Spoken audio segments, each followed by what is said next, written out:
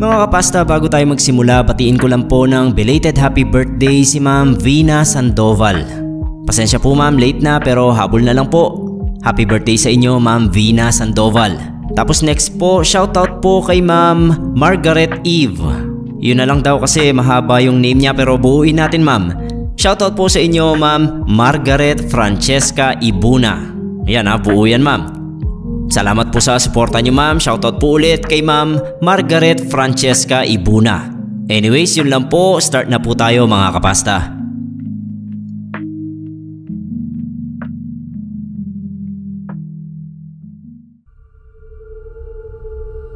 Kamusta po kayong lahat na nakikinig dito sa Pinoy Creepypasta?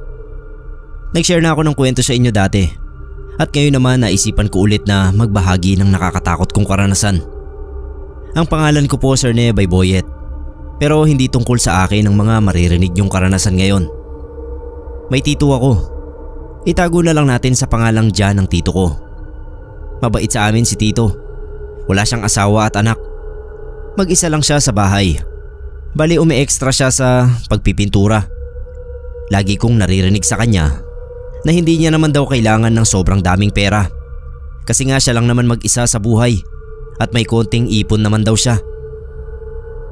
Tuwing linggo kapag sumasama akong magsimba kay tito, lagi niya akong nililibre ng ice cream. Pati yung iba kong pinsan na kasama rin namin. Sobrang relihiyoso ni tito. Sa bahay niya ang daming santo. At lagi ko siyang naaabutang nagdarasal. Biro ng mga tambay doon sa lugar namin, baka raw lumampas na sa langit si tito sa sobrang pagdarasal niya. Si tito hindi siya yung tipikal na relihiyosong tao. Ang dami niyang tato, lalo na sa katawan. Yung itsura niya parang goons ni FPJ sa mga pelikula noon. Kapag sumasapit ang mahal na araw, naghahanda lagi si tito. Nagpapakondisyon. Nagpapapako kasi siya sa krus tuwing Semana Santa. Nung unang beses ko na napanood yun, akala ko mamamatay na si tito. Umiyak nga ako kasi bata pa ako nun. After Semana Santa, laging may sugat sa kamay si tito na parang kay Jesus. Nagpeklat na rin yun at hanggang ngayon ay hindi na maalis-alis sa palad niya. Minsan natanong ko siya, bakit niya ginagawa yun? Bakit kailangan niyang magpapako sa krus para lang sa panata? Karamihan naman sa mga deboto nagdarasal lang o kaya dumadalaw sa mga simbahan. Naikwento sa akin ni tito ang dahilan. Nasa early 30s daw ang edad niya nang mapasali siya sa mga masasamang gawain na nangyayari dito sa lugar namin. Droga, pangingikil, nakawan. Lahat daw yan naranasan niya. May grupo raw sila dati at mabilis yung naging pagtaas ng rangko niya. Nung makulong yung dati nilang leader, siya na ang pumalit. Mas tumindi raw noon yung mga ginagawa nila. Umabot sa puntong pumapatay na sila ng tao para sa pera at pagpapanatili ng teritoryo. Isang gabi raw Semana Santa, pauwi sila galing inuman. Nang makarinig sila ng putok galing sa kung saan, tinambangan daw sila ng mga kaaway. Siyempre gumanti rin sila. Kaso ayun nga, napapaligiran sila ng mga kalaban. Nasa gitna sila ng open area, kaya mahirap magtago. Nakatakbo pa si tito. Pumasok siya sa isang dead end kung saan maraming nakatambak na basura. Doon siya nahiga. May tama na raw siya sa braso.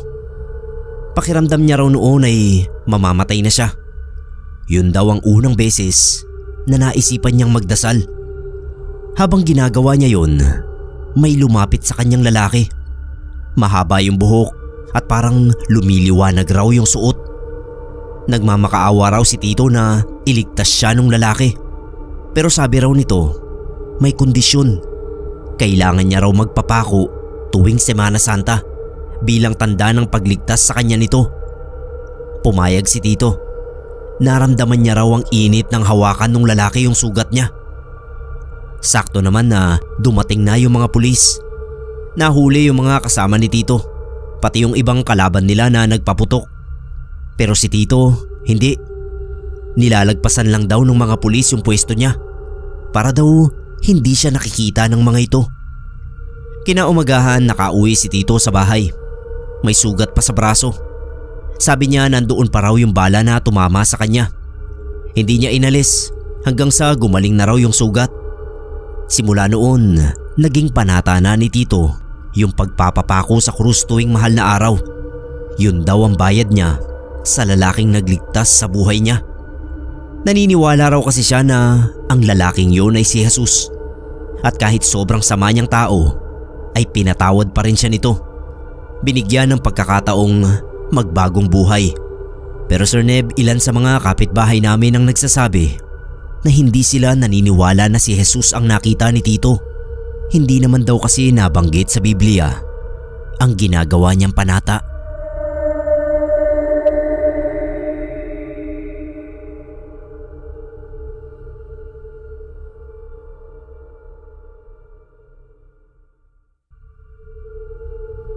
Pakitago na lang ako sa pangalang Erlyn. Ang ikukwento ko ay nangyari noong nagbuntis ako sa ikalawa kong anak na tawagin na lang nating Jim. Sir Neb, isa akong single mother. 3 buwan pa lang ang tiyan ko noon nang maglahong parang bula ang tatay ng 2 kong anak na si Ireneo. Yan, totoong pangalan niya yan para mapahiya siya. Ang sama pala ng pakiramdam noong ganon na ang tawag ngayon ng mga kabataan ay ghosting. Kabuanan ko na nang malaman kong umuwi pala sa kanila sa Sorsogon ng walang ya. Iniwan na pala talaga kami. Isipin nyo naman, panahong inaaswang ako pero wala akong kasama sa bahay, kundi ang panganay kong anak na 3 taong gulang pa lang. Pero hindi ko nagaanong irarantang hinaing ko dyan kay Ireneo at yung ilang buwan na inaswang ako. Irerekta ko na sa gabi na nanganak ako at doon talaga malala ang pang-aaswang sa akin. Kung si Ireneo ay makapal lang mukha na layasan kami, yung aswang naman ay makapal lang mukha na ipakita ang sarili niya at talagang nagpupumilit na makuha ang anak ko. Ang due date ko ay last 2 weeks ng March 20 eksakto. Pasok yun ng mahal na araw noong 2005. Hindi ko malilimutan. Araw-araw akong nagsisimba noon para humingi ng gabay at kaligtasan, lalo pa nga at due date ko na. Dumating ang March 20 pero wala akong naramdamang paghilab o anuman. Dumating ang 21 at 22 ay wala pa rin. Sabi ng OB ay normal lang daw yun. Maaaring 2 linggo bago o pagkatapos ng due date ko doon ako manganak, kaya hindi ako nag-alala. Pisperas ng Easter Sunday, gabi yun. Doon ko naramdaman yung pananakit ng balakang ko. Pinakiramdaman ko yung sarili ko kung magsusunod-sunod ang pagsakit. 2:00 yun ng madaling araw nang gisingin ko yung mga magulang ko. Umuwi na kasi ako nun sa amin noong kabuanan ko na para may kasama ako. Paglabas namin ng bahay ay nakatawag agad si Papa ng kapitbahay na may jeep na masasakyan. Kinausap na ni Papa si Kuya Jonel na siyang magiging service nga namin kapag manganganak na ako. Ano ba naman noong nasa papaliko na kami palabas ng kalye namin, may babaeng pilit na pumapara para makisabay daw. Sinigawan siya ni Kuya Jonel na emergency kami kasi nga manganganak na ako. Yung babae humabol at sumabit pa rin dahil sa ospital nga raw siya pupunta. Since nakasabit na siya at papasok na sa jeep, ay pinabayaan na lang namin. Bali yung pwesto namin ay napapagitnaan ako ni Mama at Papa. Tapos yung babae naupo sa katapat ko. Sir Neb, 2nd pagle-labor ko na yon. Pero iba yung sakit na naramdaman ko. Para na talaga akong mabibiyak sa 2. Napapapikit na lang ako at humihigpit ang kapit sa kamay ni Mama. Tapos itong babae lumuhod sa harapan ko at akmang hahawakan yung tiyan ko dahil baka makatulong daw siya. Alerto agad si Mama at pinatong yung booklet ng nobena sa tiyan ko. Bitbit niya yon sa bag niya dahil nga sa pabasa. Pagkapatong ni Mama ng booklet sa tiyan ko ay sinabayan niya ng recite ng dasal. Yun bang dasal na nagtatawag at nagbabanggit ng maraming pangalan ng santo. Biglang bumalik sa pagkakaupo sa bangko yung babae at ngumiti sa amin. Humilab ng humilab yung tiyan ko hanggang sa hindi ko na mapigilang sumigaw. doon na kumilos si Papa. Inabot niya yung tubo na proteksyon ni Kuya Jonel. Sabay kiniskis ng kiniskis sa hawakan ng jeep na bakal. Sir Neb, walang halong biro. Biglang tumili ng napakalakas yung babae. Sabay tumalon pababa. Sabi ni Mama ay hindi nila nakitang nahulog sa jeep yung babae na yon. Basta na lang daw na nawala. Tapos pinaharurot na lalo ni Kuya Jonel yung jeep.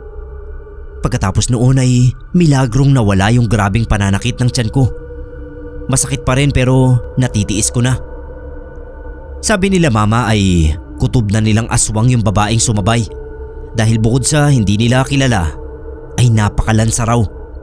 Ako naman ay hindi ko na naamoy dahil iniinda ko nga yung sakit sa balakang ko. Naisilang naman ng maayos si Jim. Kaya lang ay inabot pa kami ng halos 5 araw sa ospital dahil sa mataas masyado yung sugar niya. Naisip ko nga noon baka epekto rin yun ng pangaaswang sa amin. Pero mabuti na lang at nakaligtas naman kaming mag-ina.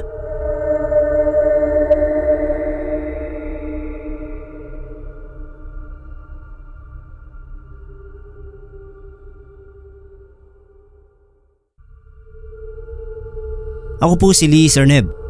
Ang kwentong ilalahad ko sa inyo ay talaga naman pong nagpapalungkot sa akin hanggang ngayon. Kasi karanasan po ng ate ko yon na winakasan ng sariling buhay dahil sa hindi na niya nakayanan yung mga nangyari sa buhay niya. May long time boyfriend po siya dati na itago na lang natin sa pangalang Christian. Mahal na mahal niya po yun. Halos sa lalaking yun umiikot ang mundo niya sa loob ng maraming taon. Pero nung umabot na sila sa 8 taon, yung lalaki ay nagsabi kay ate na gusto na niyang magkaanak sila bago ikasal. Para bang naniniguro yung lalaki kasi 8 taon na sila pero hindi pa rin sila nakakabuo. Sinabihan niya ang ate ko na kung hindi pa rin sila magkakaanak ay iiwanan na niya. Doon sobrang na-pressure ang ate ko. Nagbuntis naman po siya pero nalaglag nga kasi sabi ng OB niya maselan daw siyang magbuntis. Pinakasalan pa rin siya ni Christian at sa pangalawang pagkakataon ay nagbuntis siya. Nung panahon naman na yon, natuklasan niya na nagluloko ang asawa niya dahil maselan nga magbuntis at stress pa kaya nakunan na naman siya. Tapos tuluyan na siyang iniwan ng lalaking yon at sumama doon sa pinalit sa kanya. Doon na unti-unting gumuho ang mundo ng ate ko. At naisipan na nga niyang wakasan ang buhay sa pamamagitan ng lubid sa araw mismo ng Biyernes Santo. Nung oras na lahat kami ay wala sa bahay at nagpoprosesyon. 1 taon ang nakalipas mula nang mawala sa amin si ate. Tandang-tanda ko. Mahal na araw yon. Babang luksa niya. Tulad ng dati lagi kaming sumasama sa prosesyon. Pero nung araw na yon, biglang sumama ang pakiramdam ko. Kaya nagpaiwan na lang ako. Nahiga ako at nakatulog. Maya-maya ay nagising ako dahil nakaramdam ako ng panlalamig. Kaya naghagilap ako ng kumot. Hinila ko yung kumot na nasa bandang paanan ko. Hindi ko mahila. Kaya pala ay may nakahawak doon. Ang ate ko. Napabalikwas ako ng bangon sa takot at kinusot-kusot yung mga mata ko. Pagtingin ko naman uli ay wala na siya. Tatakbo sana ako sa labas nang marinig ko yung paghikbi niya. Alam niyo yun? Yung iyak na pinipigil. Unti-unti akong lumingon. Tumingin ako sa nakasaradong pinto ng kwarto niya. Dinig ko na doon talaga nang gagaling yung mahinang pag-iyak. Natakot ako pero dahan-dahan pa rin akong humakbang papalapit sa silid niya. Habang papalapit ako ay papalakas naman ang papalakas ang iyak niya. Hindi na hikbi, kundi iyak na talaga. Nagtayuan ultimo pinakamaliit na balahibo ko sa katawan. Nagdadalawang isip ako kung bubuksan ko yung pinto ng kwarto o hindi. Hindi naman nakakandado yun kasi ayaw ni Mama. Gusto niya na maging open ang silid ni ate para sa aming lahat na parang nandoon pa rin si ate. Kasi nung buhay pa ang ate ko, hindi talaga nakakandado yung silid. Lagi lang nakabukas. Hawak ko na yung seradura pero nagdadalawang isip pa rin akong buksan. Naghahalo ang takot at lungkot sa emosyon ko. May bahagi rin sa akin na Gusto kong makita kung siya nga yun. Ilang beses din akong humugot ng malalim na paghinga at nag-antanda bago ko tuluyang binuksan yung pinto. Pagbukas ko ay wala namang multo ron at bigla ring nawala yung naririnig kong pag-iyak. Pero yung kilabot na gumapang sa katawan ko ay nandoon pa rin. Pagdating nila mama, sinabi ko ang nangyari. Iyak nang iyak si mama. Kinabukasan nabalitaan namin na yung asawa niyang nang iwan sa kanya ay namatay na rin pala. Nung mahal na araw din mismo. Aksidente sa motor ang dahilan. Kaya ngayon ay magkasama na sila sa kabilang buhay. At pareho talagang mahal na araw sila namatay. May mga nagsasabi nga na baka pinagmultuhan din ni ate ang asawa niya habang nagmumotor. Kaya na aksidente. Pero hindi na natin matitiyak yon. Kasi nga wala na rin si Christian.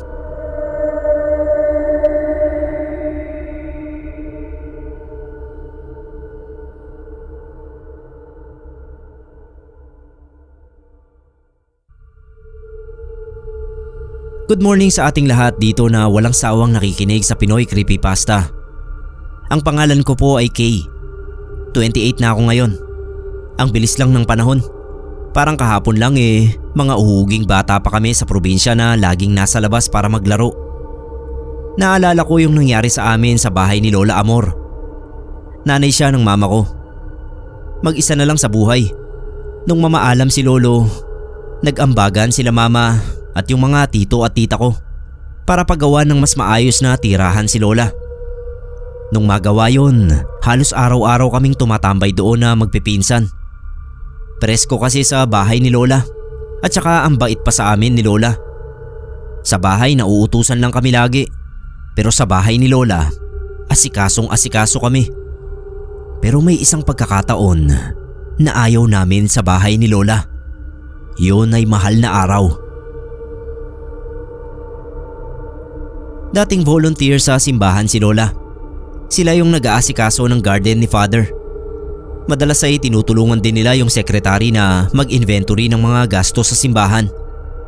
Maraming koleksyon na santo si Lola. Bigay ng mga kakilala at yung iba siya mismo ang bumili o nagpagawa. Meron siyang mga santo na halos kasing laki ng mga totoong tao.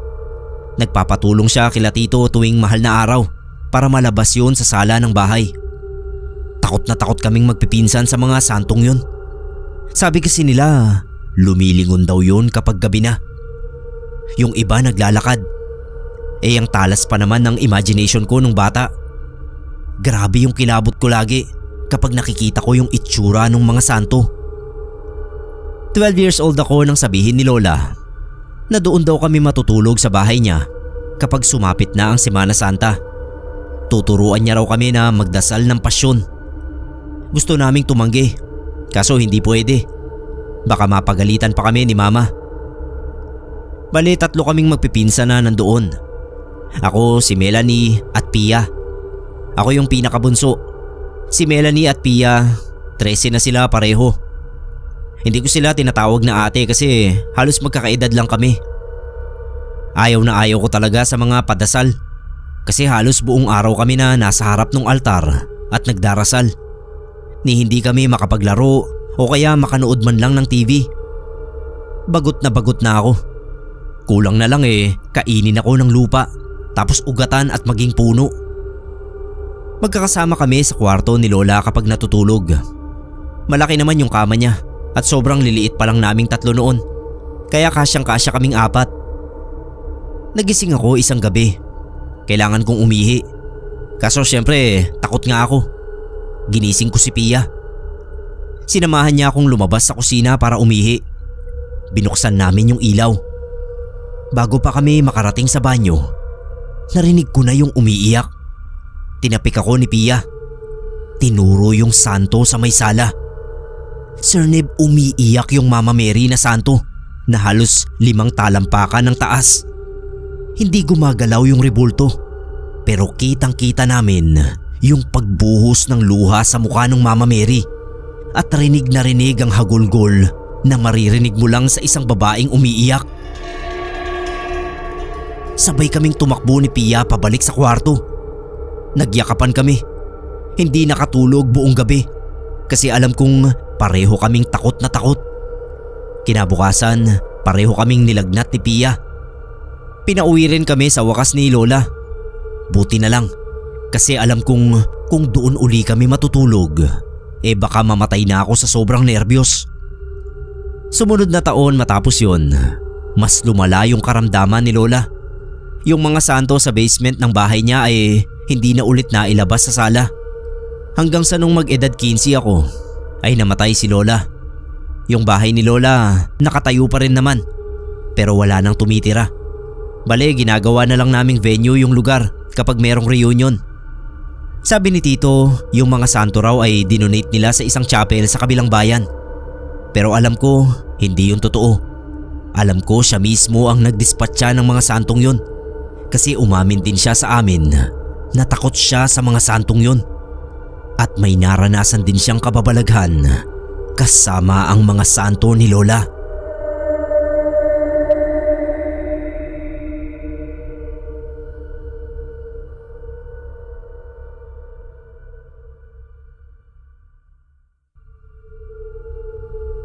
Ako po si Sally.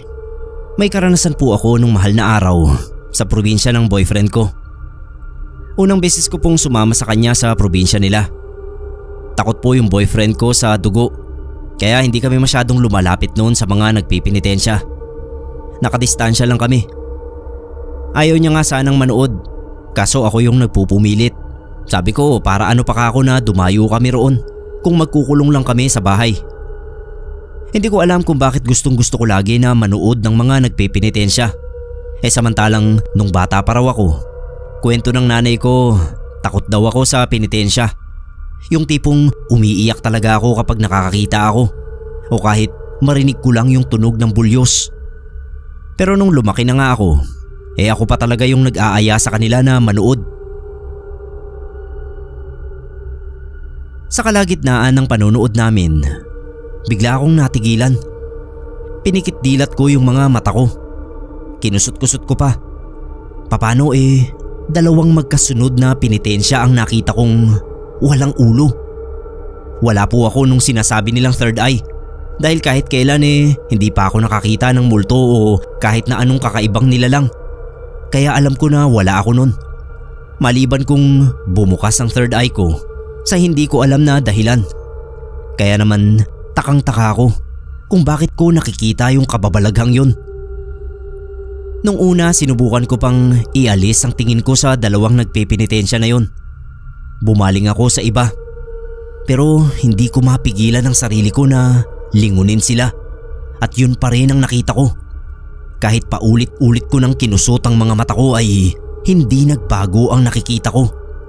Wala talaga silang ulo. Dumaan pa mismo sila sa harapan namin. Nanlalaki tuloy yung mga mata ko. Tapos natalsikan pa ako ng dugo nila. Kaya hinila ako ng boyfriend ko palayo. Bigla akong nahimasmasan sa pagkabigla. Naalala ko na may ibig sabihin ang nakita ko. Sabi ng lola ko, kapag daw nakita mong walang ulo ang isang tao, ibig sabihin ay nalalapit na ang kamatayan niya. Pwede naman daw na makontra ang ganun kung babalik ta rin niya ang suot. Kaso walang damit yung dalawang nagpipinitensya. Pang ibaba lang na pantalon. Pwede rin naman daw na sampalin. Kaso paano ko masasampal? Lumampas na sa akin. At saka baka magalit sila pag ginawa ko yun. Siguro napansin ng boyfriend ko yung pamumutla ko. Kaya tinanong niya ako kung bakit. Hindi ako makapagsalita. Humawak ako ng mahigpit sa braso niya at tinuro ko yung dalawang nagpipinitensya. Nagtaka siya kasi wala naman daw siyang nakitang kakaiba doon sa dalawa. Kung kakilala ko raw ba o ano. Umiling ako.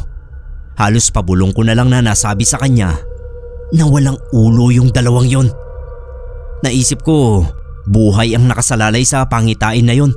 Kaya sinabihan ko yung boyfriend ko na habulin namin. Pero ayaw niya. Maraming tao. Masisiksik lang daw kami. At isa pa, baka magkagulo kapag sinabi ko yung nakita ko. Pilit niya akong inaya na umuwi na kami. Ayaw ko sana kaso wala na akong nagawa. Hinila niya ako papunta roon sa sasakyan namin. Kinabukasan pagkagising ko pa lang ay chinika na agad sa akin ng kapatid ng boyfriend ko yung tungkol sa nangyari kahapon. Kung naabutan daw ba namin yung nangyari doon sa dalawang nagpipinitensya sa harap ng simbahan. Kinabahan agad ako nang marinig ko yon. Sabi ko hindi. Tapos kinuwento na niya na may nag-away nga raw. Dati na raw magkaaway ang dalawang yon. Tapos doon nga nag-abot habang nagpipinitensya pa naman sila. Nagkainitan. Yung isa ay may dala palang matalas na ice pick. Nasaksak daw yung isa. Kaso naagaw sa kanya at nasaksak din siya. Ang kinalabasan nga ay pareho silang sinugod sa ospital at pareho rin na binawian ng buhay. Nagkatinginan na lang kami ng boyfriend ko. Hindi ko man nakita ang dalawa ay sigurado ako na sila yon. Ang dalawang nagpipinitensya na nakita kong mga walang ulo.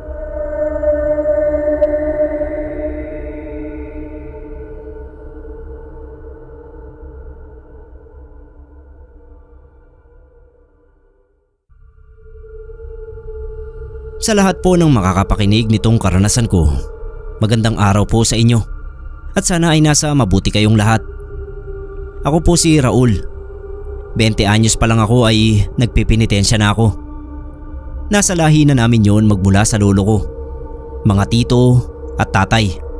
Lahat ay suki kami ng panatang yan tuwing mahal na araw. Pati mga kaibigan ko kasama ko sa gawing yan. Sa madaling araw kami nag-uumpisa. Nung 26 na ako ay doon ako nakaranas ng kababalaghan matapos naming magpinitensya. Nakagawian na namin na tumalon sa ilog. Doon kami nagbabanlaw. Hinuhugasan ang katawan namin na puno ng dugo mula sa mga hiwa sa likod na nabugbog ng bulyos. Nakaahon na ang mga kasama ko. Pero ako nasisiyahan pa sa pagbababad sa tubig. Kaya nanatili muna ako ron. Maya-maya ay bigla ko na lang naramdaman na parang pinupulikat yung mga mata ko. Hindi ko maigalaw. Luminga ako para humingi ng tulong. Pero wala na pala yung mga kaibigan ko. Mabilis na silang nakalayo. Yung ilog pa naman na yun ay hindi tauhin kahit ganung may okasyon. Sinubukan kong sumigaw. Nagbabaka sakali ako na may makarinig sa akin. Kaso wala. Kaya todo-todo na yung nervyos ko. Hindi lang ako basta pinupulikat, kundi bigla ring nanikip yung dibdib ko. Habang nasa ganoon akong sitwasyon, ay nanlaki yung ulo ko. Nakita ko kasi na nakatayo hindi kalayuan sa akin yung dati kong kaibigan na si Paul. Si Paul po ay kasakasama rin namin sa pagpipinitensya. Ang kaso, nalunod siya matapos din naming magpinitensya at maligo sa mismong ilog din na yon. 1 taon na ang nakakaraan yon. Ang sabi kasi, pinulikat daw yun at nagkataong nasa malalim na bahagi ng ilog. May mga usap-usapan pa nga na hinila siya ng engkantong ilog sa mas malalim na bahagi kaya nalunod. Pero ako naman, wala naman ako sa malalim at wala rin akong naramdaman na humihila sa mga paa ko. Kaya lang hindi talaga ako makagalaw. Kaya grabe yung kaba ko na malulunod na rin ako tulad ng sinapit niya. Lalo pa at nagpakita siya sa akin. Inisip ko na sinusundo na niya ako. Gusto ko man siyang tawagin kaso hindi ko na magawang ibuka ang bibig ko. Kumakawag na lang ako. Alam ko naman na naiintindihan niya yon na humihingi ako ng tulong. Pero paano pa ba niya ako matutulungan kung isa na lang siyang multo? Kahit nga alam kong multo na siya, hindi ako natakot sa kanya. Mas natakot pa ako para sa sarili ko. Sa isipin na doon na ako mamamatay sa pagkalunod tulad ni Paul. Nung nasa ilalim na ako ng tubig, ay hindi na talaga ako umasa na maliligtas pa ako. Hindi na kasi ako makahinga. Blanko na yung utak ko. Hanggang sa unti-unti na ring nablanko, pati yung paningin ko. Nagulat pa nga ako nung magmulat ako sa loob ng ospital. Chinek ko agad yung katawan ko kung may buhay pa ba ako o baka naman morgue na yung kinalalagyan ko. Kinurot-kurot ko yung sarili ko. Kasi sabi nila, pagpatay ka na wala ka ng pakiramdam. Kaso nasaktan pa nga ako sa kurot ko. Nagdugo pa nga dahil napadiin ang pagkurot ko. Nung pumasok ang nanay ko sa kwarto at nakita akong gising na at nakaupo sa gilid ng kama, ay halos mapaiyak siya sa tuwa. Niyakap niya ako at sabi ay akala raw nila namatay na talaga ako nung iahon ako sa ilog. Tinanong ko kung paano ako nakaligtas. Kwento ni nanay, naguhugas daw siya ng pinggan nang may kumatok sa pinto namin. Pagbukas daw niya ay walang tao. Ang natanaw niya ay parang si Paul na naglalakad palayo. Kilalang kilala niya si Paul kasi lagi sa amin yun dati. Kinabahan siya. Siguro tamang kutob ang nanay ko. Hinanap daw niya ako. Nung may makapagsabi sa kanya na nagpaiwan ako sa ilog, doon na siya kinabahan na baka may ibig sabihin ang pagpapakita sa kanya ni Paul na nalunod din doon. Tinawag daw niya agad ang kuya ko at tumakbo nga sila sa ilog. Tapos nakasalubong nila si tatay kaya sama-sama na sila sa paghahanap sa akin doon. At ayun nga at sumakto lang sila. Kaya Sir Neb, hanggat nabubuhay pa ako ay hindi lang ako kay Lord nagpapasalamat, kundi kay Paul din na nagligtas sa akin kahit nasa kabilang buhay na siya. At syempre sa pamilya ko na agad akong sinakluluhan.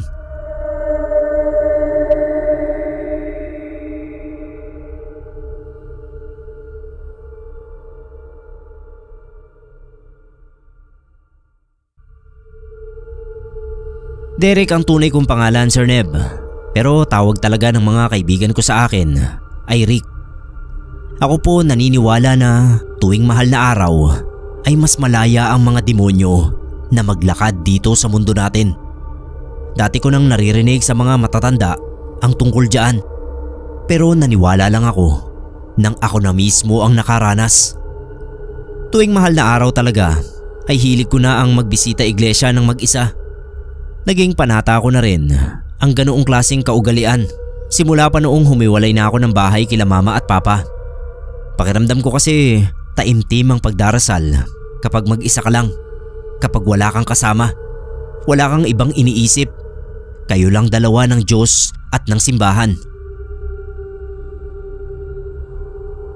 2015 nang maranasan ko ito. Mag-isa uli ako na pumupunta sa mga simbahan para magdasal.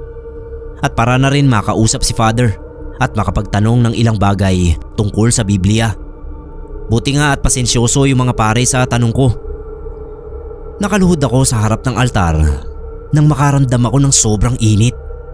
Sobrang tindi na akala ko nga nasusunog yung damit ko. Pero hindi naman pala. Napalingon ako sa kaliwa. May lalaking sobrang laki. Itim ang damit. Walang itim yung mga mata niya. Pero alam kong sa akin siya nakatingin. Ang laki ng ngiti niya. Isa pa sa mga napansin ko walang saplot yung paa niya. At ang daliri niya sa kamay sobrang haba na alam kong hindi yung daliri ng isang normal na tao.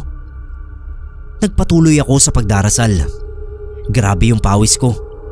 May tubig na yung mata ko sa dami ng butil ng pawis sa noo ko. Binilisan ko pa yung pagdarasal.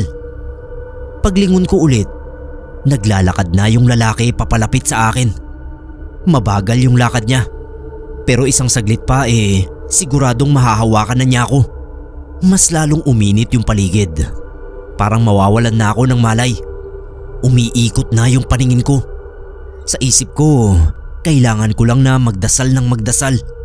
Dahil alam kong alagad ng kasamaan yung lalaki.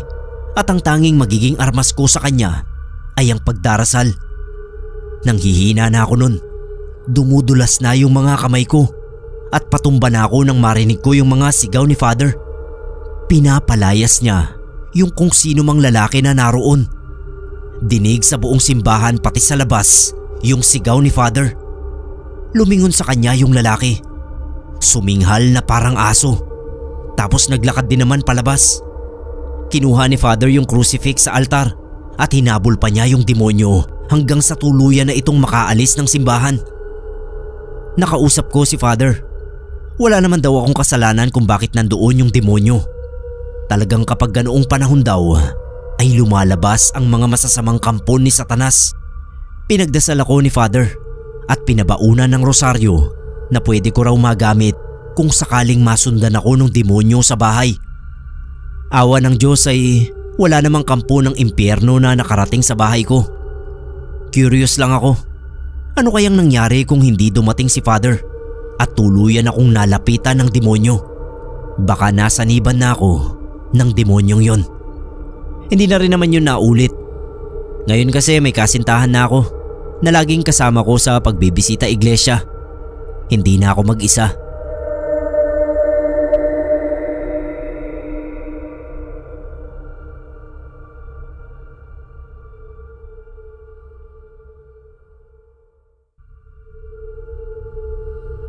Magandang araw, Sir Neb. Ako nga pala si Kelvin. Magsishare lang ako ng story na ako mismo ang nakaranas. Bali nangyari ito noong bata pa ako. Edad 10 at isang sakristan sa simbahan. Sa parokya namin sa probinsya ay may tradisyon kaming sinusunod tuwing mahal na araw. Yung 7 palabras ng Biyernes Santo. Yan ang pinaka inaabangan ng lahat dahil sa pagluha ng Birheng Maria. Hindi naman talaga siya lumuluha, kundi may maliit na hose lang na sinusuot sa butas sa likod ng ulo ng estatwa ng Virgin Mary. Nakakonekta yung hose sa maliit na butas sa mata ni Virgin Mary. Yung hose ay may goma sa kabilang dulo na may laman na tubig. Kapag pinisil ng dahan-dahan ng goma na yon, ay syempre pa aagos yung tubig sa hose at tutulo sa butas ng mga mata ni Virgin Mary at magmumukha siyang umiiyak. Sinasagawa ang pagpapaluha kay Virgin Mary kapag tapos ng banggitin ng 7 palabras. Mga sakristan ang nakatoka sa pagpisil sa goma sa likod ni Virgin Mary at lahat kami ay excited na gawin ang parting yon. Pero syempre isa lang ang gagawa noon at napakaswerte ng mapipili. Ako noon ay halos 4 na taon na naghihintay para mabigyan ng pagkakataon na mapaluha si Virgin Mary. 10 years old na nga ako nang sa wakas ay piliin ako ng aming kura paroko para gawin yon. Sobrang excited ko noon na kahit na hapon pa naman ng Biyernes Santo gaganapin yung pagpapaluha ay hindi talaga ako nakatulog noong gabi bago yon. Ang siste tuloy para akong manok na nagtutukatok sa simbahan noong oras na ng pagpapaluha. Ang malala pa niyan ay hindi ko na malaya na dapat ko nang pisilin yung goma dahil nakatulog na nga ako nang nakatayo. Tinapik ako sa balikat ng kasama kong sakristan at gigil na binulungan. "Hoy, pisilin mo na!" Nagulat ako at sa sobrang pagkataranta ay bigla ko ngang pinisil yung goma imbis na dahan-dahan. Ang nangyari tuloy ay hindi umagos sa pisngi ni Virgin Mary yung tubig at sa halip ay sumirit talaga yon sa mga mata niya na parang tubig na nagmumula sa water gun. Nagulat din yung mga nagsisimba at nagkatawanan. Natawa rin si Father at ibang lektor, pero ako ay hindi. Napahiya ako pero ngumiti na lang ako. Nilapitan ako ni Father at ang sabi ay ulitin ko na lang daw. Kaya inulit ko nga. Sa pagkakataong yun ay naitama ko naman ang gagawin ko. Nagpalakpakan yung mga tao dahil hudyat yon na tapos na ang 7 palabras. Iyak ako ng iyak sa opisina ni Father. Hiyang-hiya ako at kahit na sabihin niyang hindi siya nagagalit ay nahihiya pa rin ako. Hindi ko magawang humarap sa mga tao. Sabi ni Mama ay nag-iba raw ang kilos ko pagkatapos ng pangyayaring yon. Tahimik lang daw ako at kapag sinusubukan nilang kausapin ay pinanlilisikan ko sila ng mga mata. Noon daw naurat na si Mama dahil sa pananahimik ko at masamang tingin sa kanila ay sinampal na niya ako. Doon na raw tumulo ng tumulo ang mga luha ko at naggitgita ng mga ngipin ko. Sa sobrang paggigit-gita ng mga ngipin ko ay nagdugo na yung bibig ko at nadurog yung bagang ko. Pinatitigil daw nila ako pero tumirik yung mga mata ko at para daw akong naglockjaw. Dadalhin na dapat ako sa ospital dahil akala nila ay inaatake ako ng epilepsy. Pero noong pinahawakan daw sa akin yung rosaryo noong isang nagnonovena sa labas ng bahay namin ay nagsisigaw ako at nagpumiglas. Doon nila naisip na baka raw may sanib ako kaya dinala ko sa simbahan. Wala akong maalala sa mga sinasabi nila Mama pero ilang araw daw kaming pabalik-balik sa simbahan. Dahil pabalik-balik din yung pagsanib sa akin ng masamang espiritu. Hindi naman daw ako gumapang sa pader o kisame. Hindi rin ako naglabas ng maitim na suka. Pero garalgal yung boses ko at nagkanda balubaluktot yung mga daliri ko sa paa at kamay. Nung tuluyan ng mapalayas ang sumanib sa akin, ay butot balat ako sa kapayatan. Sabi nila Father, baka raw humina ang pananampalataya ko dahil sa pagkapahiya na naranasan ko sa simbahan. Ang mga negatibong emosyon daw kasi ay imbitasyon para sa kampon ng kasamaan na lumukob sa ating katawang lupa. Magpahanggang ngayon, Sir Neb, ay pinakatandaan ko yon. At iwas na iwas talaga akong makadama ng masama dahil baka may matawag na naman akong espiritu.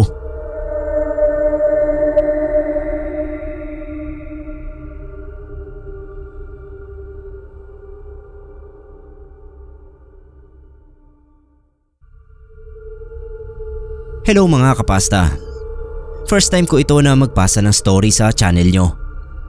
Silent listener lang ako dati, pero sayang naman kasi itong kwento ko kung itatago ko lang at hindi ipaparinig sa inyong lahat. Tingin ko pa naman ay magugustuhan nyo ang ganitong klaseng kwento. Bata pa ako nang mangyari ito. Unang taon ko pa lang noon sa high school. Wala pang K-12 noon. Yung lugar namin malapit sa bundok. Uso yung landslide, lalo na kapag tag-ulan. Buti na lang at yung bahay namin, safe naman ang kinatitirikan.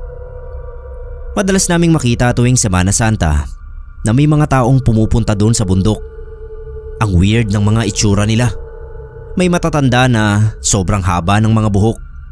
Mga lalaking sobrang daming kwintas na suot sa liig at kamay. Meron pa sa paa. Yung iba nakasuot ng mahabang roba, parang pampari. Tapos may tungkod.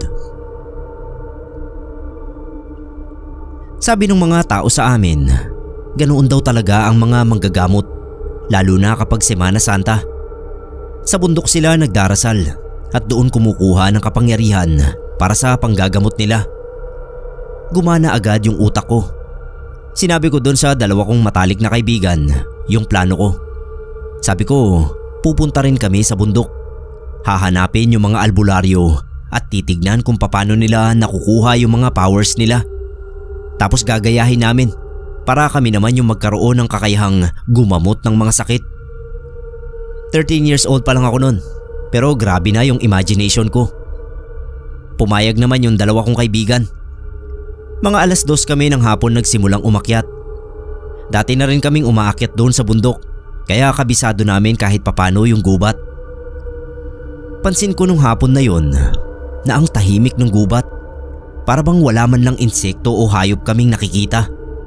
Dati naman pagpasok pa lang sa gubat, may mga tutubi na, tapos mga ibon sa puno. Pero nung hapon na yon, patay ang tunog ng gubat. Mga dahon lang ang maririnig mo. Mga 1 oras din kaming naglibot, pero parang kami lang talaga yung nilalang doon sa gubat. Imposible yon, kasi ang dami naming nakita na umakyat. Pasuko na sana kami nung makarinig kami ng mga nagkakantahan. Dahan-dahan kaming lumapit doon sa lugar kung saan nanggagaling yung mga boses. Ang dami nila. Hinawi ko yung malalaking dahon at ang tumambad sa amin ay mga taong nakapalibot sa isang kambing. Nasa mas mataas na bahagi kami ng lupa, kaya kitang-kita namin lahat. Puti yung mga suot nilang roba, itim ang belt. Tapos lahat sila may suot na halaman na may tinik sa ulo. Palakas ng palakas yung boses nila habang kumakanta. Ibang lengguwahe ang gamit. Habang tumatagal ay patindi ng patindi yung kaba ko. Natauhan lang siguro ako nung makita ko na may isang matandang lalaking nakagapos ang dinala sa harap ng kambing. Walang pagdadalawang isip na pinugutan ng lalaki yung matanda. At kumalat yung dugo. Dinilaan ng kambing yung dugo. Tumakbo kaming 3. Karipas na noon lang namin ginawa sa buong buhay namin. Hindi ko nga alam kung papanong hindi man lang kami natapilok o kaya napagod. Basta sunod kong alaala, nasa chapel na kami. Yun kasi ang unang bagay na matatagpuan mo kapag bumaba ka galing sa bundok. Sinabi namin sa mga magulang namin yung nakita namin, pero pinagalitan lang kami. Dapat daw ay hindi kami pumupunta sa bundok. lalo na kapag Semana Santa. Pakiramdam ko noon, alam nung mga residente sa amin na may nangyayaring ganun sa bundok. Pero takot silang magsumbong sa hindi ko malamang dahilan. May isang nakapagsabi sa akin noon na kaya raw Semana Santa ginagawa ang ganoong klaseng ritual ay dahil alam nilang patay si Jesus sa ganoong araw at mas madaling magtawag ng demonyo, lalo na kapag wala ang Diyos.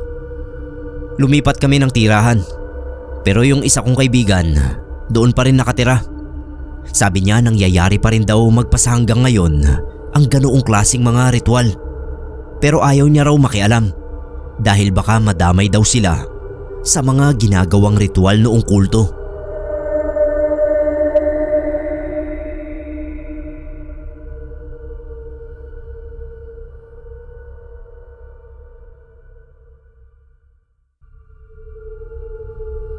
Isang mapagpalang umaga po sa lahat ng nakikinig sa Pinoy Creepypasta. Ako po si Irene. Ang ibabahagi ko ay mismong karanasan ng kapatid kong lalaki na si Utoy. Mas patanda po ako sa kanya ng 2 taon. 5 po kaming magkakapatid at sa akin po siya madalas magsabi ng problema. Kasi kami ang magkasunuran at kami rin ang laging naiiwan sa bahay dahil yung 2 naming kapatid ay parehong nagtatrabaho at ang isa naman ay pumapasok sa eskwela. Ako noon kasalukuyan pa lang na naghahanap ng mapapasukan at siya naman ay tambay pa rin. Tahimik lang siyang tao pero napasama siya sa barkadang may hindi magandang impluensya. Dahil sa mga trouble na inakyat niya sa bahay kaya nabugbog siya ng tatay namin. Inawat lang namin ni nanay. Sabi niya gusto na raw niyang magbago at inumpisa niya yon sa pamamagitan ng pagpepenitensya. Mula noon may sinabi siya sa akin na may sumusunod daw sa kanya palagi at palagi ring may bumubulong sa tenga niya tapos mabigat ang pakiramdam. Pinaalam ko yon kay nanay kaya dinala siya sa albularyo. Sabi ni tatay baka naman daw tumitira ng bawal na gamot ang kapatid ko kaya ganoon. Pero mismo ang albularyo ang nagsabi na may masamang espiritu ang nakapasan kay Utoy. Nagpabalik-balik kami sa albularyo para lang gumaling siya. Ako ang lagi niyang kasama kasi sila nanay at tatay abala rin sa mga trabaho nila. Binilinan ako ng albularyo na lagi kong babantayan ng kapatid ko. Ayoko sana siyang pagpinitensyahin pero hindi ko siya mapigilan nung sumunod na taon. Kaya ang ginawa ko ay sinundan ko na lang ng sinundan. Hindi ako sumama sa mga kaibigan na magbisita iglesia para lang masamahan ko siya. Maayos naman niyang nairaos ang pagpipinitensya nung umaga.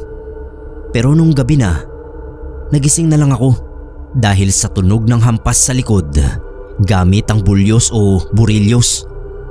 Napabalikwas ako ng bangon dahil naisip ko agad si Utoy.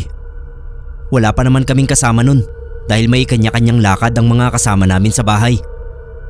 Pinuntahan ko siya sa kwarto niya. Hindi nga ako nagkamali ng hinala. Hinahampas niya ng burilyos ang likod niya. Inawat ko siya kasi parang wala na siya sa sarili. Pilit kong inagaw sa kanya yung burilyos. Nakuha ko naman sa kanya. Nanginginig ako sa takot habang tinitignan ko yung pinsalang ginawa na naman niya sa likod niya. Ginamot ko yon tapos ay sinabihan ko siya na magpahinga na at wag na ulit hahawak ng burilyos dahil tapos na yung pagpipinitensya niya. Nahiga naman siya at maya-maya nga ay nakatulog. Gusto ko sana siyang bantayan magdamag pero hindi ko napaglabanan yung antok. Nakatulog na rin ako doon mismo sa kwarto niya. Sa bandang paanan ako nakapwesto dahil nga binabantayan ko siya. Nung bigla na naman akong magising sa tunog ng burilyos. Ayan na naman, nagpipinitensya na naman siya sa 10 oras ng gabi. At sa pagkakataon na yun ay nakatayo na pala siya at palabas na ng bahay. Hinabol ko siya. Humarang ako sa dinaraanan niya. Pero parang hindi niya ako nakikita. Tuloy pa rin siya kahit nabangga na niya ako. Napaupo pa ako sa gilid ng kalsada nang mabangga niya. Nagsisigaw na ako. Humingi ako ng tulong. Ang kaso wala ring nakarinig sa akin dahil magkakalayo pa noon ng mga bahay sa lugar namin. Hindi ko nilubayan ang kapatid ko. Pilit ko pa rin siyang pinahihinto. Dumampot na nga ako ng kahoy. Ang bala ko ay hatawin na lang siya para mawalan siya ng malay at matigil sa ginagawa niya. Pero nag-alangan din ako sa takot na mapasama pa ang pagpalo ko sa kanya kung gagawin ko. Nung bigla siyang mabuwal sa kalsada, nawalan siya ng malay na duguan na naman ang likod niya. May nakakita sa amin nun, yung kapitbahay naming magbubukid na si Mang Erning. Siya ang tumulong sa akin na maiuwi ang kapatid ko. Siya rin ang tumawag sa albularyo. Sabi ng albularyo, mabuti raw at hindi ko pinabayaan ang kapatid ko dahil balak talaga ng masamang espiritu na patayin. Dahil sa nangyari ay nilakasan ng albularyo ang orasyon na ginawa niya kay Utoy. Maski yung Borelios niya kinuha ng albularyo. Inorasyonan din. Hindi talaga niya tinigilan ang paggagamot sa kapatid ko hanggang sa tuluyang bumuti. Nung gumaling si Utoy ay hindi niya matandaan ang mga nangyari sa kanya. Yung patuloy niyang pagpipinitensya, hindi raw talaga niya alam. Pero mabuti na lang nga at mahusay yung albularyong humawak sa kanya.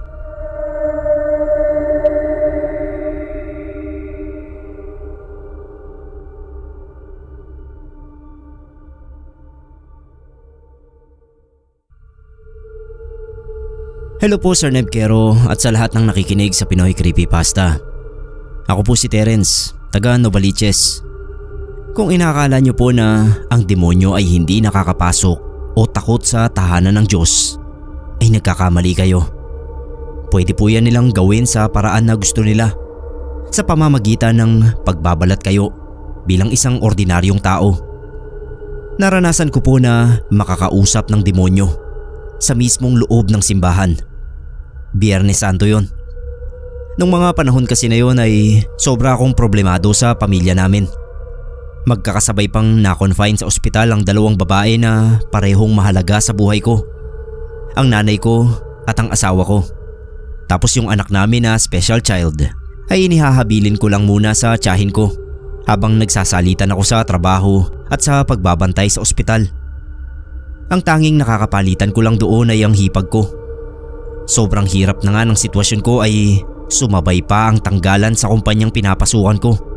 At akalain mong isa pa ako sa mga natanggal. Grabing kamalasan talaga Sir Neb. Mahal na araw nun. Hindi talaga ako palasimba at hindi rin paladasal. Pero sa pagkakataong yun, inisip ko na wala na akong mapagpipilian kundi ang pumasok sa simbahan at humingi ng tulong sa Diyos. Sabi ko sa sarili ko, magbabaka sakali lang ako. Hindi ko na alintana kung marami mang tao. Basta bigla na lang akong napaluhod. Tapos nakaluhod kong tinungo yung altar habang nagdarasal. Bago ako makarating sa altar, may natapatan akong upuan na may nakaupong lalaki. Hindi ko pa siya tinitignan nang marinig ko siyang magsalita. Ang sabi niya sa malalim na boses, bakit pa raw ako magdarasal sa isang huwad na santo kung kaya ko naman solusyonan ang problema ko sa ibang paraan?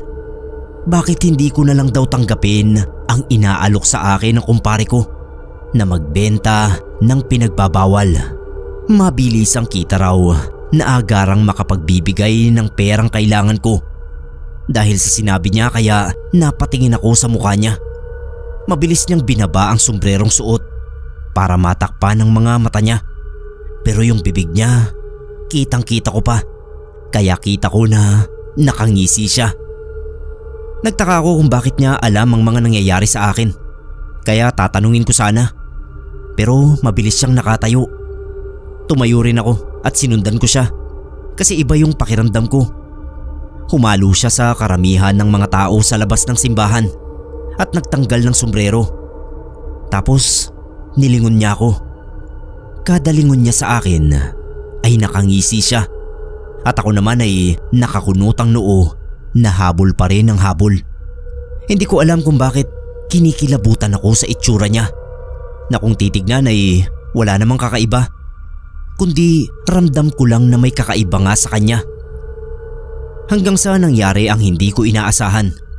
Sa isang kisap mata ay bigla siyang naging maitim na usok.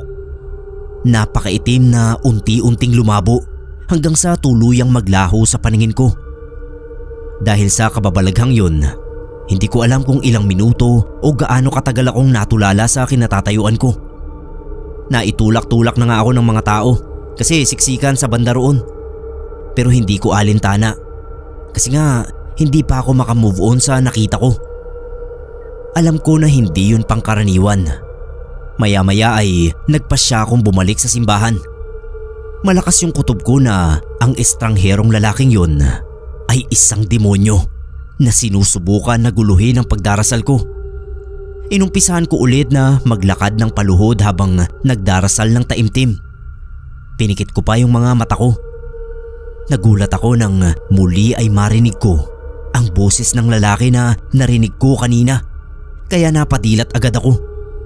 Luminga sa paligid pero hindi ko na siya nakita. Basta narinig ko lang ulit yung nakakatakot na boses na yon na nag-uudyok ng hindi maganda sa akin. Pinilit ko na lang na huwag nang pansinin at nagpatuloy na lang ako sa pagdarasal hanggang sa makarating ako sa altar. Mga ilang araw naman ay sinagot din ng Diyos ang panalangin ko na makalabas ng ospital ang nanay at asawa ko. Magkasunuran lang sila na nakalabas. Nauna yung asawa ko. Yung trabaho naman ay mga 2 buwan pa bago ako nagkaroon ulit. Nung ikwento ko sa asawa ko yung nangyari, ay naniwala rin siya na posibleng demonyo talaga ang lalaki sa simbahan. Buti na lang at hindi ko sinundan ang inuudyok niya sa akin.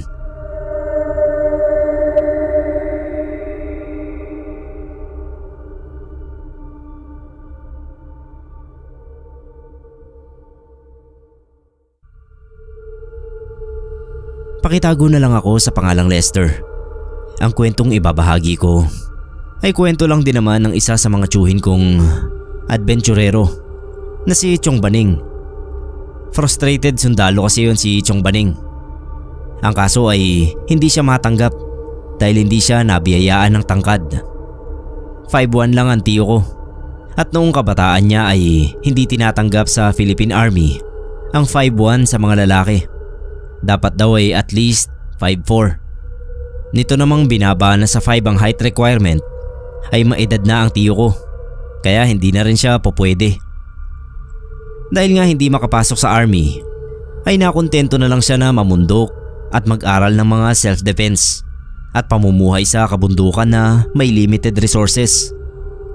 Mas madalas kaysa hindi ay nasa kung saan saang bahagi ng mundo si Tio Baning. May kaya ang pamilya nila at may sariling negosyo ang tiyo na pinamamahalaan ng asawa niya, kaya nagagawa niya yung mga gusto niya. Nakakatulong naman sa negosyo ang paglalakbay niya, kaya hinahayaan na lang ng auntie. Sa kakalakbay ng tiyo kung saan-saan ay may mga karanasan siyang nakakatakot. Isa na roon ang tungkol sa isang kulto na nagpapanggap na indigenous tribe. Hindi ko na lang ibubulgar kung saang lugar kasi baka may mga magalit pa sa comment section. Sigurado naman kasing may mga pilosopo at hindi maniniwala. Basta malayong probinsya ito sa Pilipinas. Napadpad doon ang tiyo dahil noon ay paparating na yung mahal na araw. At syempre pa ay maraming nagbabakasyon. Balak ni tiyo na mag-relax muna. Nasa tabing dagat siya noon sa main island nang makilala ang isang lalaki na itago na lang natin sa pangalang Boy. Si Boy ang nagkwento kay tiyo na bahagi siya ng isang tribo na may natatanging kaugalian tuwing mahal na araw. May sarili din daw kasing selebrasyon ng mahal na araw ang tribo nila Boy. At hindi ito basta-basta kaugnay sa mga nakaugalian ng mga Katoliko. Bilang adventurero nga ang tiyo, ay naengganyo siya na alamin ang kaugalian nila. Makailang beses ay tumanggi si Boy, pero napilit din ng Tiyo Baning. Dahil sabi niya ay, ayaw mo palang sabihin ang tradisyon nyo, bakit mo pa inopen sa akin? At napilitan na nga si Boy na isama ang tiyo sa lugar nila na 2 oras daw na sakay ng bangka ang layo mula sa main island kung saan sila nagkakilala. Pagdating daw ng mga tiyo sa isla nila Boy ay halata niyang hindi siya welcome. Sabi na lang daw ni Boy ay aalis din ang tiyo kinabukasan. Tapos ay narinig daw ng tiyo na may nagsabi na ipagpaliban muna ang paghahanda hanggat hindi siya umaalis sa isla. Sa dialekto yon ng probinsya nila Boy, pero nauunawaan naman ni tiyo. Kinutuban daw siya ng hindi maganda kaya hindi siya natulog sa buong magdamag. Pagputok ng araw ay nagpahatid din siya agad sa main island. Pero hindi raw mawala-wala sa isip ng tiyo kung anong klaseng tradisyon ang meron sina Boy at kung bakit ayaw ipaalam ng mga yon sa kanya ang tungkol doon. Dahil sa kuryosidad ay bumalik ang tiyo sa isla nila Boy kinagabihan. Umikot daw siya sa kabilang side ng isla at pinasok ang kagubatan doon para mapuntahan ang pinakalugar nila Boy. Yung flashlight daw ng tiyo ay sinadya niyang malabo at sa lupa nakatutok para sakali mang may mga tao ay hindi agad siya mapansin. May nadaanan daw ang tiyo na parang maliit na sementeryo sa gubat. May ilang krus na nakatulos at mga lupa na parang bagong tabon lang dahil nangangamoy pa raw ang lupa at nangangamoy rin ang bulok. Gusto na raw umatras noon ni tiyo dahil natatakot siya sa pwedeng matuklasan niya. Pero dahil naroon na ay tumuloy-tuloy na siya kahit kabado. Hindi kalayuan sa sementeryo ay narinig niyang may mga nag-uusap kaya nagdahan-dahan siya at pinatay ang flashlight. Sinundan niya yung ingay na naririnig at nakakita siya ng mga sulo at ilang ilaw na dekuryente. Medyo humina sa pandinig niya ang usapan dahil natabunan yon ng tunog ng makina. Generator daw na siya palang pinanggagalingan ng kuryente sa isla. Noong lumapit ang tiyo ay nakita niyang may putol-putol na katawan ng tao na nakalagay sa mga batya. May mga sigana raw sa paligid at may mga rekado sa mahahabang mesa kaya alam na niya kung ano ang gagawin sa mga yon. Nanindig ang mga balahibo niya at nawalan siya ng lakas na makakilos. Dahil doon ay napagmasdan niyang mabuti yung mga putol na katawan. Parang luma na raw ang mga yon. Itsurang agnas na at nangangamoy bulok pa nga. Pinilit ng tiyo na makaalis na sa isla ng mga sandaling yon at hindi siya tumigil hanggat hindi siya nakakarating sa Pampang kung saan naroon ang bangka na sinakyan niya. Pagbalik niya sa main island ay halos hindi siya makatulog ng ilang araw dahil sa kakaisip sa nakita niya. Na-ospital daw ang tiyo at nang medyo umokay ang lagay ay naisip niyang baka nag-hallucinate lang siya sa mga nakita niya. Balak na raw niyang umuwi roon sa kanila sa Laguna. Pero may nakausap siyang matandang lokal doon sa main island na pinagkatiwalaan ng tiyo na sabihin yung inaakala niyang hallucinations. Sabi ng matanda sa tiyo na totoo lahat ng nakita niya. Kulto raw talaga yun sina Boy at ang kinakain nila ay yung bangkay ng mga namatay nilang kaanak. May kung anong paniniwala raw kasi ang mga yon na makakabuti sa kanila ang kainin ng bangkay ng mga namatay na kaanak kapag mahal na araw dahil ang magagandang katangian noong mga namatay ay makukuha nila. Noong mga sandaling kinukwento raw noong lokal ang mga yon kay tiyo ay nanlalaki ang ulo niya at hindi siya makapaniwala. Sabi pa raw noong matanda, noon daw ay mahigit 100 ang miyembro ng kulto pero katagalan ay namamatay ang mga ito sa hindi maipaliwanag na sakit kaya halos 30 na lang ang natitira. Maayos naman daw kasalamuha ang mga yon at hindi nandadamay o nanghihikayat ng ibang tao na umanib sa kanila. Noon daw kasi ay pinagbabaril din ng mga ito ng mga pulis dahil sa ginagawa ngang pagkain ng patay kaya nagtago na lang sa isla. Pribadong pag-aari daw ng isa sa mga miyembro ng kulto yung isla kaya hindi mapakialaman ng gobyerno, lalo pa at wala naman silang pineperwisyo kundi mga sarili lang nila. Pinabayaan na lang ito dahil sabi raw ng mayor ay magkakandamatay din sa sakit ang mga yon at parang totoo nga raw dahil kumonti na ang kulto dahil nga sa kakaibang karamdaman na tumatama sa kanila. Pero yun nga raw, At ang pamalita nila Boy ay tribo ang mga ito. Sa palagay raw ni Tio ay brainwashed lang sila Boy noong pinuno nila. Kaya akala nila ay tribo sila. Nakabalik naman ng maayos sa Laguna si Tio at may katagalan din bago siya nagpagala-gala na naman. Dahil siguro na-trauma siya sa nakita niya. Hindi nawawala sa isipan ni Tio ang sikreto ng kulto nila Boy, lalo na tuwing sasapit ang mahal na araw. Naaalala raw niya ang mga nakita niya at iniisip kung naguhukay na naman kaya ng bangkay si Boy para kainin. Sabi nga raw ng mga auntie noon ay dapat sinumbong ni Tio sa mga pulis si Boy. Kung ayaw daw makialam ng mga LGU nila ay baka maaaring ipagbigay alam sa mga mas nakakataas pa. Pero ayaw na ring makialam ni Tio, lalo pa at hindi raw siya ginalaw nila Boy.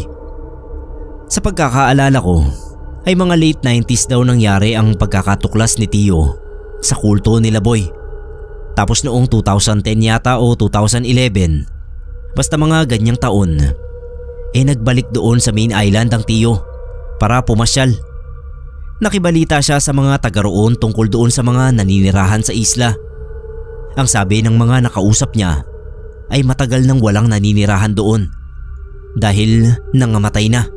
Ang kahuli-hulihang nakatira doon ay isang babae at 2 anak niya na lalaki. Nakalaunan ay nakita na lang din na papaalis ng isla na may bit-bit ng mga gamit. May hinala raw ang mga lokal sa main island na hindi na rin magtatagal ang buhay noong mag-ina dahil nanginginig na yung kamay ng mga ito at nahihirapang maglakad nung huli nilang makita. Senyalis daw yun na nagkasakit na ang mga ito. Sa paniniwala ng Tio, kaya naubos ang kulto nila Boy ay dahil nga sa pagkain ng mga ito ng bangkay ng tao.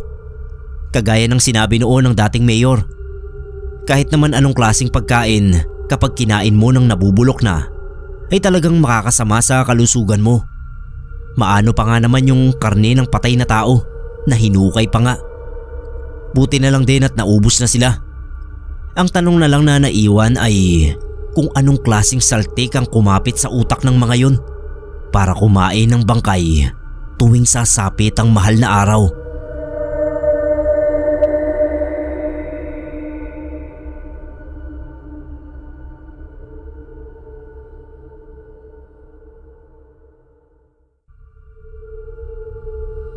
Kamusta po Sir Neb at sa lahat ng nakikinig dito sa Pinoy Creepypasta Channel. Rani ang pangalan ko. Tuwing mahal na araw ay umakyat kami sa bundok, kaming magkakaibigan. Sinisimulan namin sa Lunes Santo, tapos ang baba na namin noon ay Easter Sunday na. Ilang taon na namin yun na ginagawa ng mangyari sa kasama namin, ang kababalaghan sa bundok na inakyat namin. Sikat ang bundok na yon, pero hindi ko kasi alam kung pwedeng banggitin. Para hindi maging komplikado hindi ko na lang sasabihin. Pangalawang beses na pagsama na ni Tres sa grupo namin sa pag-akyat ng bundok. Pinsan siya ng kuya namin sa grupo na si Kuya Mon. Si Tres, siya yung tipo ng tao na mahilig mag-explore. Yung gusto niya mapuntahan lahat, bawat sulok, malaman lahat ng bagay na kaya niyang alamin. Basta hindi mo siya mapapaupo sa isang tabi lang. Nung unang sama niya sa amin ay maraming nainis sa kanya. Kasi lagi siyang humihiwalay sa grupo, kung saan-saan sumusuot, pero nakakabalik naman siya sa oras at lugar na pinag-usapan. Kaya nung pangalawang beses niyang pagsama alam na namin yung galawan niya. Inasahan na namin yung kalikutan niya sa bundok.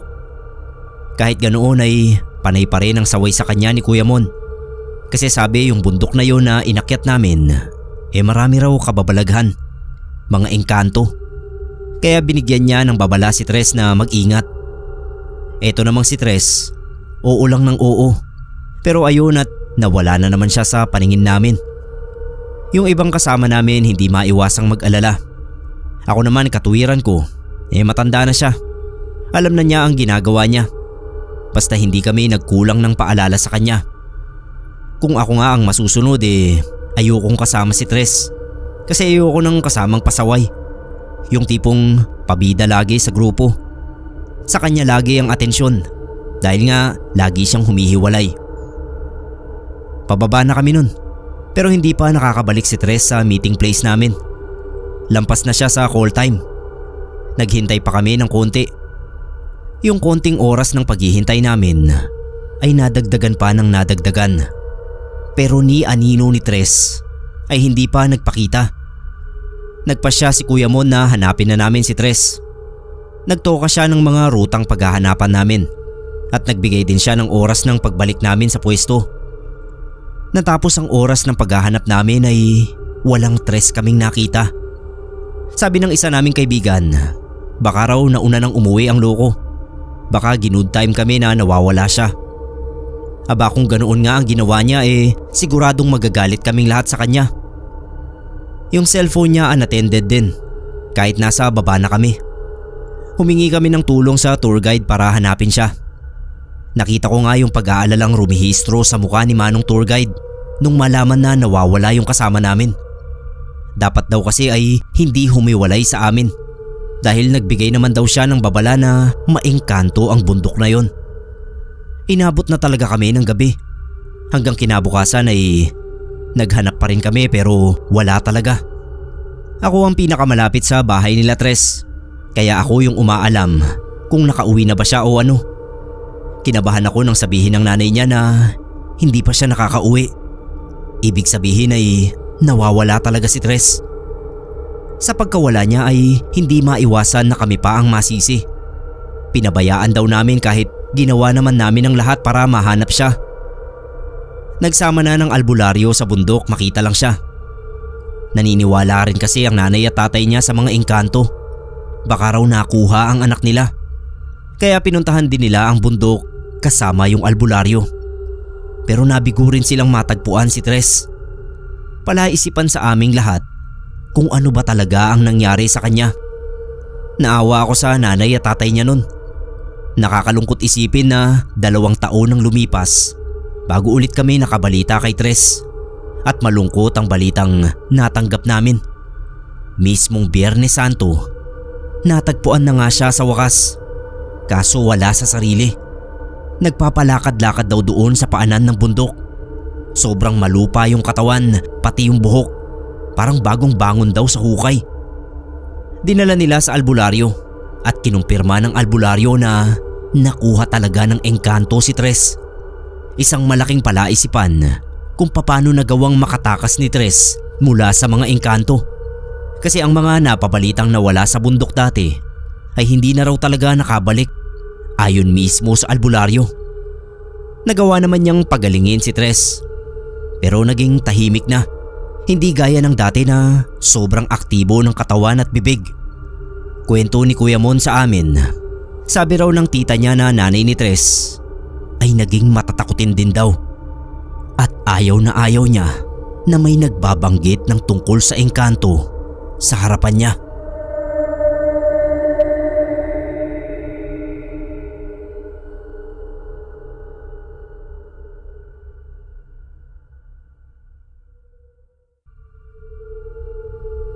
Sir Neb, ako nga pala si Nelmar. Share ko lang sana itong kwentong pinagmula ng pangalan ng tatay ko na si Tatay Cristobal o mas kilala sa palayaw niyang Chris. Ang sabi ni Lolo Papoy na ama ni tatay ay pinangalan niya kay San Cristobal si tatay dahil naniniwala sila na si San Cristobal ang nagligtas noon kay Lolo. Pangunguha ng kawayan sa gubat ang kinabubuhay noon nila Lolo. Mahal na araw yon at si Lolo ay naglilinis ng kawayanan. Si Lolo kasi ay hindi lamang basta kuha ng mga kawayan sa gubat. Inaalagaan din niya ang mga kawayan para yumabong at lumusog ang mga yon. May nangontrata kay Lolo ng mga kawayan na gagamitin daw sa paggawa ng bulyos. Ang bulyos ay yung ginagamit ng mga namamanata tuwing mahal na araw. Yung bunton ng mga gadaliring mga patpat na hinahagupit sa kanilang likod. Aktong nangunguha na ang Lolo ng mga kawayan nang may grupo ng mga hindi kilalang mga ngahoy ang nagsaway sa kanya. Sabi ng mga ito ay nabili na ang kawayan na kanyang pinuputol, kaya siya ay pinapaalis. Nagulat si Lolo dahil sa alam nga daw niya ay wala namang nagmamay-ari ng mga kawayan sa gubat, at kung meron man ay di siya yon dahil siya nga yung nangangalaga. Kaso nga ay dahil marami ang mga lalaking yun at talagang pinakikita sa kanya yung mga dalang itak, ay natakot si Lolo. Hindi na lang siya kumibo at naghanap ng ibang kawayanan. May umaagos na ilog sa gilid ng kawayanan na yon. Kapag maraming naputol si Lolo, ay pinapaanod na lang niya pababa ang mga kawayan para hindi siya gaanong mapagod. Noong papaalis na siya ay bigla raw may matandang lalaki na may mahabang tungkod ang sumulpot. Nasabi niyang matandang lalaki dahil puti na yung lahat ng buhok, maging yung balbas na kulot. Pero napakatangkad pa rin daw. Lagpas 6 na talampakan at matikas pa rin. Medyo may pagkamaskulado pa nga raw. Sabi raw ng matandang lalaki ay magsibaba na sila dahil tataas ang tubig sa ilog at baka sila ay maanod pa. Sinabihan pa raw siya ng matandang lalaki na bumalik na lang kinabukasan para kunin yung mga kawayan.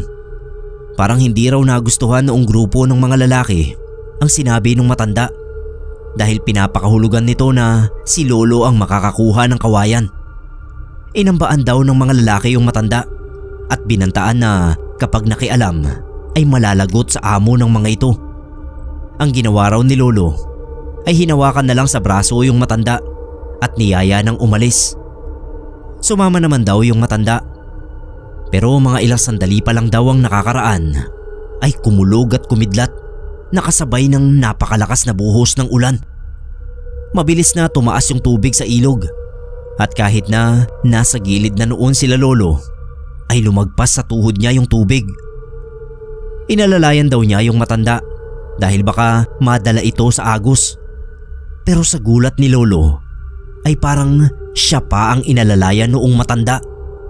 Nung tuluyan kasing rumagasa yung tubig ay nakita niya na naanod yung mga lalaki na nang aagaw ng kawayan at humahampas sa naglalakihang bato.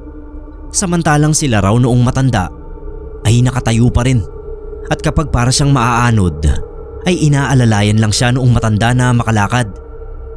Hanggang sa namalayan ni Lolo na parang buhat na siya nung matanda at siya na lang yung naglalakad sa kanilang dalawa. Hindi makapagsalita si Lolo sa labis na kilabot.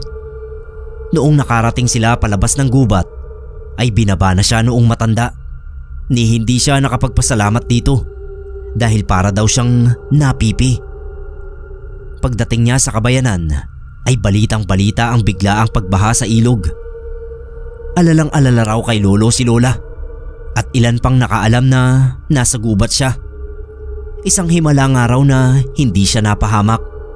Pagsapit ng linggo ng pagkabuhay ay nagsimba sina Lolo at Lola at doon nakita ni Lolo sa simbahan ang rebulto ni San Cristobal na patron ng kanilang bayan. Doon niya naalala ang kwento ni San Cristobal at ng batang si Jesus. Nangilabot si Lolo dahil sa palagay niya ay si San Cristobal ang matandang tumulong sa kanya sa gubat. Dahil doon ay pinangalan nila si tatay kay San Cristobal bilang pag-alala sa pagkakaligtas niya kay Lolo.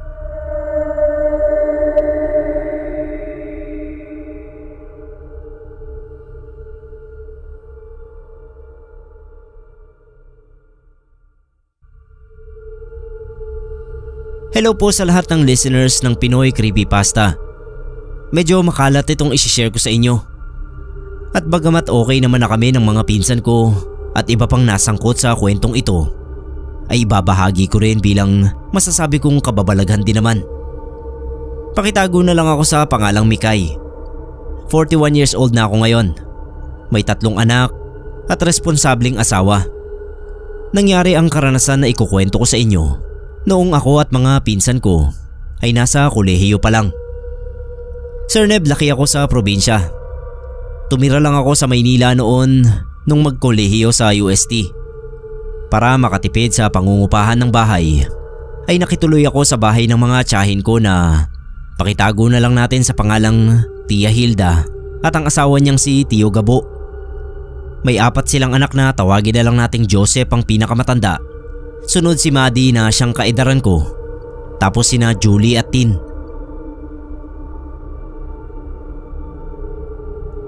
Okay naman kami nila Tia Tio, Joseph at Maddie.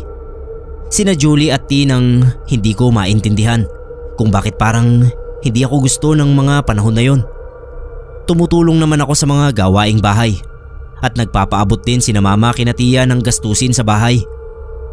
Tapos may mga kabarkada pa sina Julie at Tin na tawagin nating Nadia, Shane at Luisa na mga pinaplastic din ako. Nasabi kong pinaplastic lang nila ako dahil minsan ay naririnig ko si Maddie na pinagsasabihan sina Julie na wag kung ano-ano ang sinasabi kina Nadia tungkol sa akin dahil pinapasama raw nila ang imahe ko sa ibang tao. Anyway, ito pong nangyaring kababalaghan sa amin. Panahon yon ng Kwaresma at naisip nila Tia Hilda na sa probinsya namin magbakasyon bilang kilala ang Mount Banahaw sa mga namamanata tuwing mahal na araw. Kasama rin sina Nadia, Shane at Luisa. Nakakatawa nga kasi pinaplastic lang naman nila ako noon pero feeling close sila sa akin. Naghanda ang mga magulang ko para sa amin at isang araw ay ang pagbisita sa Mount Banahaw. Madali kaming nakapagpalista sa pag-akyat dahil nga naroon sina mama. Kaya naman na-enjoy talaga namin ang pag-akyat sa bundok.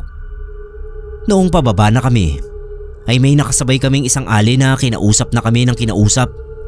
Sabi niya ay antingera siya na nagpapalakas ng kanyang mga gamit sa bundok. Kung pwede raw ba niyang subukan sa amin ang galing niya. Huhulaan niya lang daw kami at sasabihin namin kung totoo o hindi ang mga hula niya. Inuna niya sina Joseph at Maddie at magaganda ang mga sinabi ni Manang sa kanila. Tapos noong sina Julie at Tin na ang hinuhulaan niya ay napasimangot si Manang. Sabi niya talaga ay alisin ng mga ito ang kanilang pagiging pintasera at mapangmata. May sasabihin pa sana si Manang pero napalingon siya kina Nadia, Shane at Luisa. Tinuro niya rin ang mga ito at sinabihang hindi naman niya pinipilit ang mga ito na maniwala sa kung ano ang kakayahang meron siya. Bawasan daw ng mga ito ang pagiging pilosopo at mapag-isip ng masama sa ibang tao, lalo na kung walang pinapakitang masama sa kanila ang taong yun. Hindi makapagsalita si Nadia, lalo na noong ako naman ang tinignan ni Manang at sinabing itutok ko lang ang puso at isipan ko sa pag-aaral. Huwag ko raw intindihin ang mga taong nang mamaliit sa akin dahil ako ay aasenso. Pagkatapos noon ay umalis na si Manang. Noon naman ay nilapitan kami ni Tia Hilda at nagtanong kung bakit mga tulala kami. Sina Joseph at Maddie ang nagsabi na may manang na nanghula sa amin. Tinatanong ni Tia kung sinong manang ang tinutukoy ni Joseph dahil wala naman daw kaming kasamang matanda maliban sa kanila. Kinilabutan na kaming lahat. Sina Julie at mga barkada nila ay hindi makatingin sa akin. Tapos nung makababa na kami ng bundok ay pinuna sila ng ibang guide at sinabihan na magpatawas dahil napaglaruan sila ng mga engkanto sa bundok. At totoo nga, nilagnat yung magkakabarkada pagka-uwi namin. Noon ngang tinawas sila ay isang diwata ang sinabi ng magtatawas na naglaro sa kanila. Nakatuwaan daw ang mga ito dahil mga suplada at pintasera. Gumaling naman sila Julie pagkatapos na ipainom sa kanila yung pinaglagaan ng mga damit na suot nila galing sa bundok. Pagkatapos din noon, medyo umayos naman ang pakikitungo nila sa akin. Sina Nadia ay bihira na lang pumunta sa bahay nila hanggang sa makapagtapos ako ng kolehiyo. Hindi na ako nakarinig o nakaramdam ng pampaplastik mula sa kanila. Kung hindi pa sila naengkanto, ay hindi pa aayos ang pakikisama nila sa akin.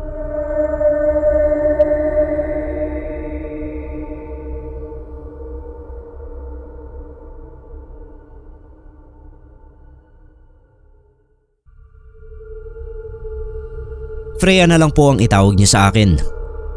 Nangyari ito noong sinama ako ng boyfriend ko sa probinsya nila. Saktong mahal na araw yun. Dati niya pa ako inaalok na umuwi sa kanila para naman daw makilala ako ng mga relatives niya. Talagang hindi lang nagtutugma ang schedule ko kaya ilang beses din akong tumanggi.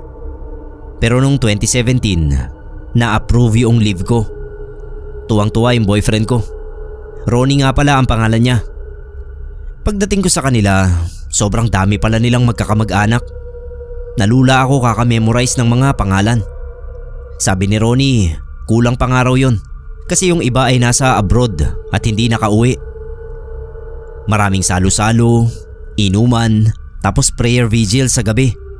Talagang religious daw ang family nila noon pa man. Nung mag-Saturday, inalok ako ni Ronnie na sumama sa prosesyon. 7 PM yon. Nagtaka ako kasi lagi niyang pinapaalala sa akin na wag daw akong matatakot kapag biglang dumami yung mga nagpoprosesyon. Tinanong ko kung bakit niya sinasabi yon, pero hindi na siya sumagot. Naglibot sa buong barangay. Bawat bahay may mga nakatirik na kandila sa labas. Tapos may mga altar na tinitigilan yung prosesyon. Nag-iba yung temperatura noong dumaan kami sa sementeryo. Nagtayuan lahat ng balahibo ko sa katawan. Napayakap pa ako kay Ronnie kasi ang nipis ng blouse na suot ko. Wag daw akong matakot. Paulit-ulit niyang sinasabi. Doon ko nga napansin na merong nadagdag sa mga naglalakad na kasabay namin. Iba yung suot nila, hindi pang normal na tao. Merong nakadress, barong, Amerikana. Merong bata na naka long sleeves, pero sobra yung laki ng long sleeves sa kanya. Tinignan ko si Ronnie. Sabi niya, hindi raw ako sasaktan ng mga kasama namin. Gusto lang daw ng mga ito na sumabay sa prosesyon. Takot na takot ako habang naglalakad. Nakapikit na ako at halos sumampa na ako kay Ronnie. Pero nung dumating kami sa may highway, sabi niya dumilat na raw ako dahil wala na yung mga multo. Pagbukas ko ng mata, wala na nga. Nakahinga ako ng maluwag. Pinaliwanag sa akin ni Ronnie na simula pa noong bata siya ay nangyayari na raw yun. Laging sumasama ang mga kaluluwa galing sa sementeryo sa prosesyon nila. Ang sabi ng matatanda ay baka nagdarasal din daw ang mga ito para mas mabilis silang makaakyat sa langit. Tuwing mahal na araw lang daw nangyayari yun. Kapag normal na araw ay wala kang makikitang multo sa sementeryo. Sunod na araw, tinanong ako ni Ronnie kung gusto ko pang sumama. Pumayag naman ako dahil sa mga sinabi niya. Nabawasan yung takot ko sa mga multong sumasabay sa prosesyon. Naawa pa nga ako sa kanila. Simula noon taon-taon na kaming umuuwi sa kanila kapag mahal na araw. At lagi kaming sumasama ni Ronnie sa prosesyon. Kaso nga lang, noong nag-pandemic, walang prosesyon na nangyari. 2022 na nung sunod na ginanap yung prosesyon. At sabi ni Ronnie, hindi na raw ulit nagpakita yung mga multo galing sa sementeryo. Hindi raw nila alam kung bakit.